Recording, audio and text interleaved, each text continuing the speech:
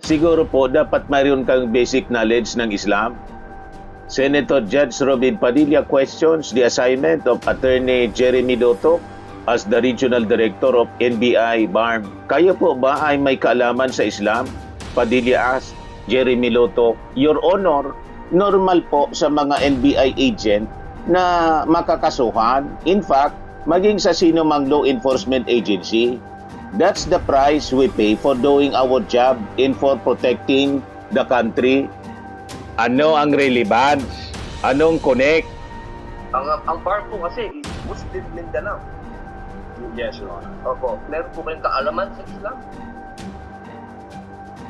In terms of what you mean kaalaman, sir, yung Sa religion po ng Islam kasi Muslim Mindanao. So, ibig sabihin, so, kahit basic po. Nagbabagang mga balita at pagtalakay sa mga isyu ng lipunan. Bulsa! Opinyon, banat at paglalantad sa katotohanan. Bulsa! What you see is what you get. You decide. Hello po mga kababayan, si Dante Maravillas. Diyan na niya, Mr. Maravillas, masasabi mo doon sa pagtatanong ni Robin Padilla. Puro na naman po nonsense. Nagpatagal lang mga kababayan sa impeachment trial. Irrelevant nonsense. Si Robin Padilla mga kababayan. Then sabi niya, siguro po dapat mayroon kang basic knowledge ng Islam. Senator Judge Robin Padilla questions the assignment of Attorney Jeremy Doto as the Regional Director of NBI BARM. Kayo po ba ay may kaalaman sa Islam? Padilla asked. Sabi naman po ni Lotok, sagot, well, isa po akong Kristiyano. Hindi ko po malalaman yung kabuuan. Irrelevant nonsense. Anong kinalaman doon sa pag-prove sa pagbabanta ni Sarah? Anong kinalaman na kailangan may may nalalaman sa Islam kasi na-assign sa BARM? Hindi man po yung assignment niya sa BARM ang subject ng discussion, kundi yung pagbabanta ni Sarah. At saka si Lotok, na-assign na lang doon. In-invite siya kasi dati siyang head ng cybercrime. Yan ang rason kung bakit in-invite siya. Kaya lang siya ngayon na-reassign. Nabigyan ng panibagong assignment sa trabaho bilang NBI official. So, anong koneksyon? Anong connect? Talaga niya, Mr. Maravillas, puro nonsense. Pari-parehas po, pati yung defense counsel ni Sarah, puro irrelevant ang tinatalakay para malayo doon sa pagbabanta. O, di ba, mga kababayan? Kung ano-anong yung tinatalakay, mailayo lang ang usapan doon sa criminal intent ni Sarah sa pagbabanta, dinala pati sa politika. At pati yung grado ni Sarah nabanggit sa pag-take ng bar examination. Sinopla, mga kababayan ni Atty. Ligutan. Ayan, puro irrelevant. Sabi ni Atty. Mark Binloan, are you aware that the Vice President is a lawyer? Sabi ni NBI Director Jeremy Loto, yes, sir. Sabi ni Binloan, she has a law degree and passed the bar exam on the first attempt with a rating of 80%. She has a higher grade than most of the lawyers here. Sabi ni Atty. Amando Ligutan, objection, Your Honor. Relevance.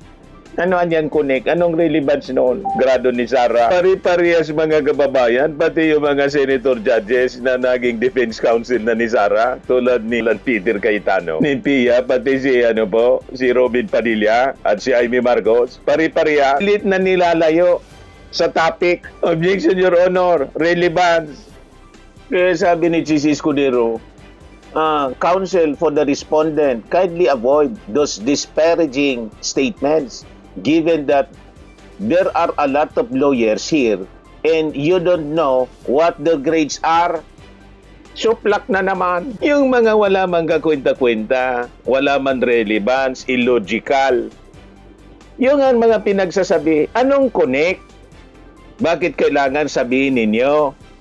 I-establish ninyo yung guilt on the part of the defense na si Sarah hindi guilty. Bakit hindi siya guilty?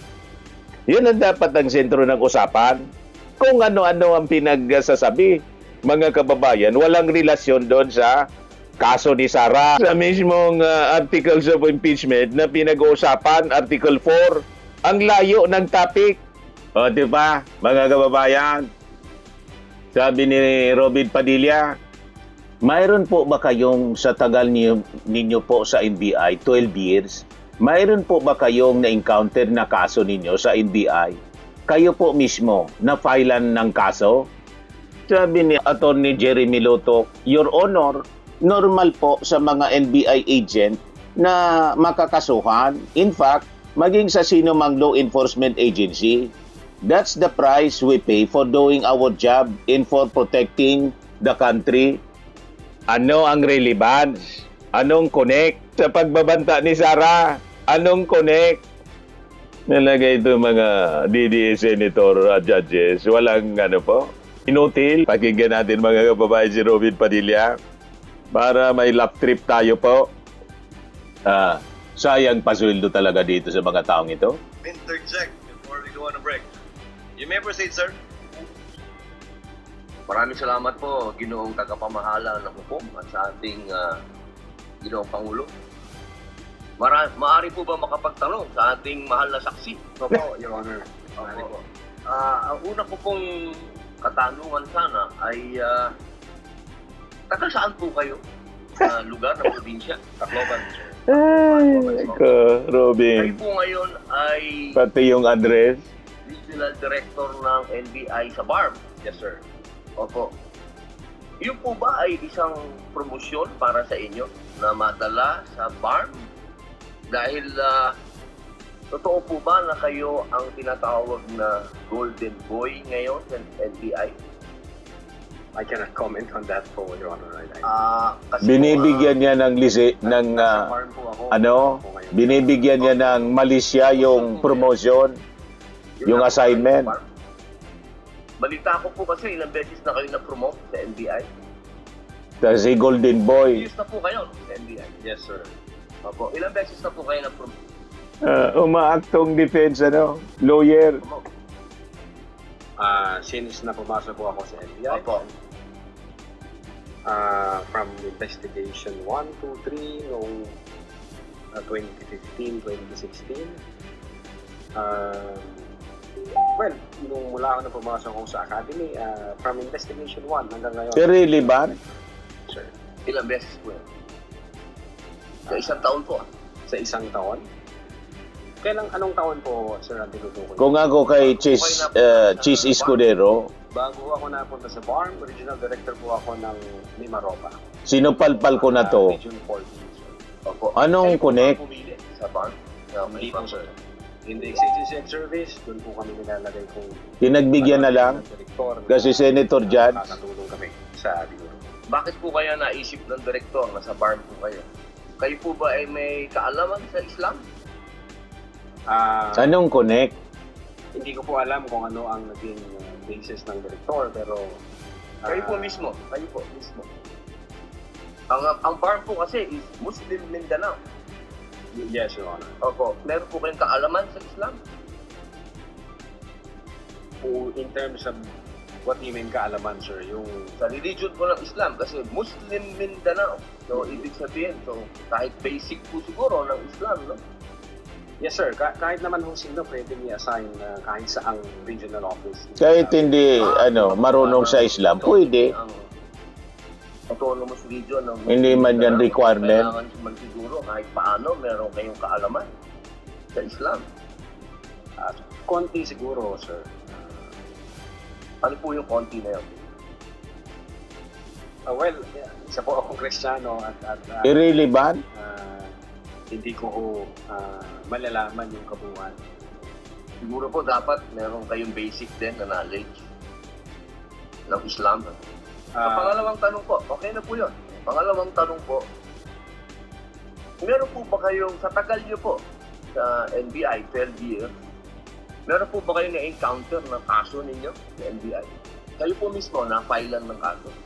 Your Honor, normal ho sa mga NBI agents na makakasuhan. In fact, maging sa sinumang law enforcement agency. That's the price we pay for doing our job and for protecting the country. As a matter of fact, in the NBI, Your Honor, We avoid the noise. We just finish the job. So ano po yan? Yes? Yes po yan. Ang sagot nyo? Yes? Normal po yan yun sa amin. So yes po. Attorney Loto, kindly answer the question. Yes, sir. Yes. Ano pong pwede po bang malaman kung ano pong mga naikaso sa inyo? Well, wala ko pa akong natanggap na official case galing sa ombudsman, pero may nakita na ho akong complaint na binigay sa akin from NBI. Hindi ko na ho maalala yung sa case na yan. Pero nung chinek po namin yung case na yan, Your Honor, sabi ko doon sa mga kasama ko, tingnan nyo nga yung validity at authenticity ng case na to. Pinuntahan ho namin yung nagnotaryo, So, yung meron Makati po, no? Court yun. Oh. Yung Makati Court nag-issue ho ng certification na fake yung notary. Diyan sa Gusto niyang sirain yung reputasyon ng NBI, ano, direktor. Yung notaryo na yan, Yan ang intensyon, malinaw. Huwag na natin pansin. Although, nag-aantay po ako. Natrabaho yan ng defense, ano, lawyer.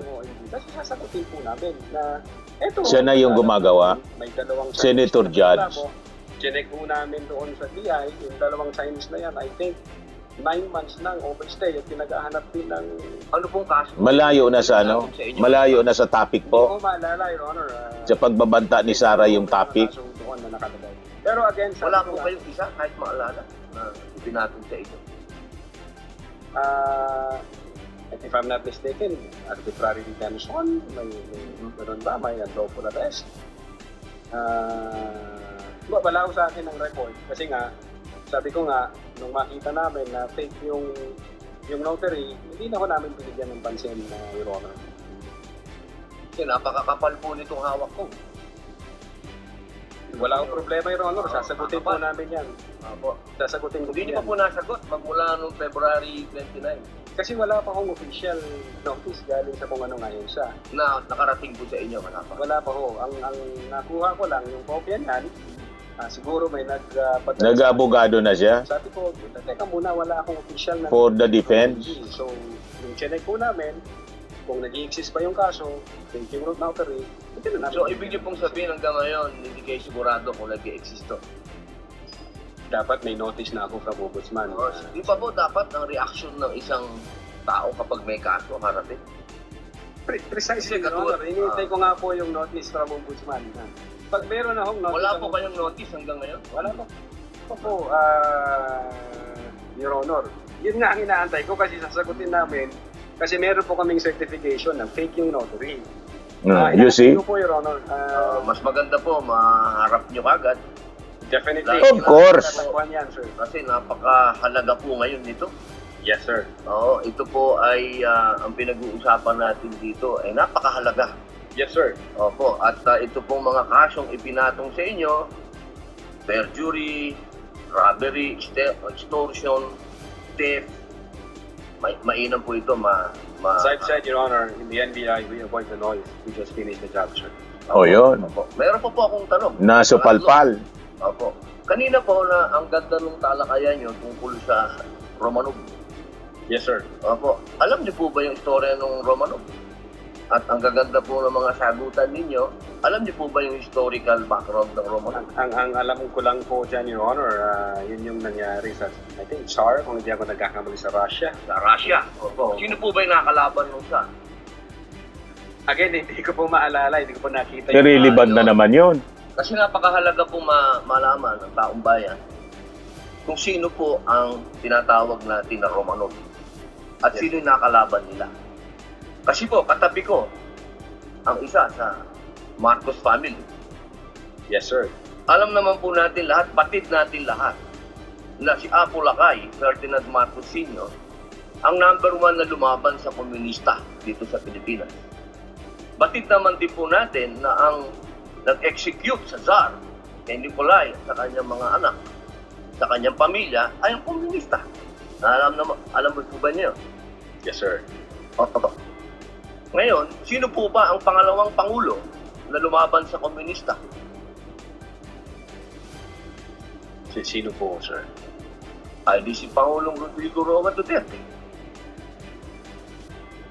Hindi ba po dapat isipin natin yung Romanov ay tungkol sa threat na pumapasok sa mga pamilya na mga namumuno dito sa ating bayan? na lumalaban sa komunista. Komunista po ako Gusto ko lamang pong alamin ninyo. Yes, sir. Well, insofar as the investigation on the issue of whether or not... Bakit barkada mo siya, no? Nasagip Si Digong, komunista ka pala. Intelligence service po namin yan. Sabi mo nilalabanan yung Yan, Your Honor, yung director. komunista ni Opo, Digong. kasi nabanggit nyo kanina sa usapan po ninyo, si Baste. Yun Na po yung... sinasabi nyo po kasi kanina, sa usapan po ninyo, sa napakagandang usapan, na yung Romanov, hindi na ipapaliwanag kasi kung ano ba yung ugat nun. Napakahalaga po na alam natin yung ugat. Si Presidente Marcos Sr. ang lumaban sa komunista, kaya nagkaroon ng threat noong 1986. Yes, sir. Ngayon, sinasabi ni Baste na nagkakaroon ng threat sa kanila, pamilya, sapagkat alam naman nating lahat na ang nagpatuloy ng paglaban sa komunista pagkatapos ni Pangulong Rodrigo Roa Duterte ay si Inday Sara Duterte, ang ating Vice President. Sumasang-ayon po ba kayo doon? Wala po akong personal knowledge, sir. Ay, bakit po kayo walang personal knowledge? Eh, yun po ang sumunod na assignment ng ating Vice Presidente pagkaupo niya. Siya po ang nag-take over ng NTF-ELCAC. Hindi po alam ng NBI yun. Well, nag-NTF-ELCAC siya, pero yung factual circumstances doon, Factual, wala pa po akong... wala po kayong. Pero alam niyo po, sagutin na lang po ninyo na siya ang nag-take over ng NTF-ELCAC. Yes, Your Honor. Opo, isa na lang po ginoong tagapamahalang hukom. Sabi niyo po kanina, ulitin ko lang po, gusto ko lang pong malaman. Inamin niyo po na wala kayong personal knowledge tungkol dun sa threat ng Pangulo. Ng pangalawa, sabi niyo po kanina, wala kayong personal knowledge na kumuha na ng assassin o papatay sa Pangulo, ang pangalawang Pangulo. Narinig ko po kanina. During that time, Yes or no lang po. during that time, ongoing ho ang validation namin. So, sir. ibig niyo pong sabihin ngayon, meron na kayong personal knowledge, na meron na kayong... Hindi po, ongoing po ang validation. At sabi ko nga po, ang makakasagot po niyan, yung intelligence service namin at ang director po namin, sir. So, hanggang ngayon po, wala pa kayong personal knowledge. In so far as the cybercrime division is concerned back then, So, ngayon po, yes or no po, ngayon po, sir, mahal namin saksi, ngayon po. Kung ako tatanungin, wala pa po akong idea, pero baka meron ang intelligence service o ang director po namin. Attorney Lato, kindly answer the question directly. It's answerable by yes or no. And I think Yes, sir. you know the answer. Opo. But ako personally, wala pa po, sir. Yun lang po, maraming salamat po, Thank mahal you. na saksi. Thank you, sir. Thank you, Senator Judge Padilla. Di ba? Puro nonsense, irrelevant mga kababayan. Ayan man lang. Bye-bye. Swimming and lifting cream, pinapahid po sa mga pulses in affected area. Mainam po sa paninigas ng mga kaso-kasuan. Ito naman po, Automax Radiant Serum. Sa mukha naman yung application, anti-aging po siya. You will look 10 years younger than your age. Sa mga cancer patients naman po, baka lang gusto ninyo itong itry. Neng siya red mixed fruit drink. Hindi mo po siya gamot, food supplement siya. Kaya lang, gawa siya mga kababayan sa goji berry. Yung goji berry may anti-cancer properties. O ngayon, yung mga inquiries ninyo, dumiritso na lang kayo sa aming messenger sa Facebook para masagot namin agad. Ayos pa? Ayos na ayos niya, Mr. Maravilla. Sa mga nagana po ng malinis and spacious fitness gym, pumunta lang po kayo sa aming Colossal Fitness Gym. May Grab car rental din po kami. But anyway, ito po pala yung aming bagong product na binibenta online. I am worldwide amazing pure organic barley powdered drink mix from Australia. Negosyo to ng aking anak na architect entrepreneur Riz Maravillas. Ayan po. Kontakin na lang po ninyo siya, Riz Maravillas on Facebook. Ang mga health benefits niya, boost immunity, improves digestion, enhance energy levels, packed with antioxidants, prevent cancer. Ito naman po yung bago naming product na binibenta online. Eye Glow Serum, whitening po siya. Tingnan ninyo yung epekto sa aking anak na architect before and now. Yung mga inquiries po ninyo, dumiretso na lang kayo sa kanyang Facebook account, Riz Maravillas.